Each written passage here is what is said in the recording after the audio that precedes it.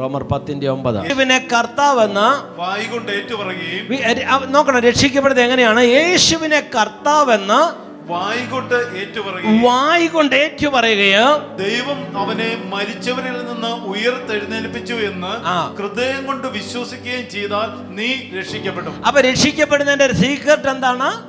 യേശുവിനെ കർത്താവെന്ന് വായ് കൊണ്ട് ഏറ്റുപറയുകയും ദൈവം അവനെ മരിച്ചവരിൽ നിന്ന് ഉയർത്തെഴുന്നേൽപ്പിച്ചു എന്ന് ഹൃദയം കൊണ്ട് വിശ്വസിക്കുകയും ചെയ്താൽ നീ രക്ഷിക്കപ്പെടും. ആമേൻ. അപ്പം നിങ്ങളുടെ സ്വന്തം വിശ്വാസം കൊണ്ടാണ് നിങ്ങൾ എന്ത് ചെയ്യുന്നത്? രക്ഷിക്കപ്പെടുന്നത്. എങ്ങനെ രക്ഷിക്കപ്പെടുന്നത്? യേശുവിനെ കർത്താവെന്ന് വായ് കൊണ്ട് ഏറ്റുപറയുകയും ദൈവം അവനെ മരിച്ചവൻ ഉയർത്തെഴുന്നേൽപ്പിച്ചുവെന്ന് ഹൃദയം കൊണ്ട് വിശ്വസിക്കണം. ആര് വിശ്വസിക്കണം? ഞാൻ വിശ്വസിക്കണം.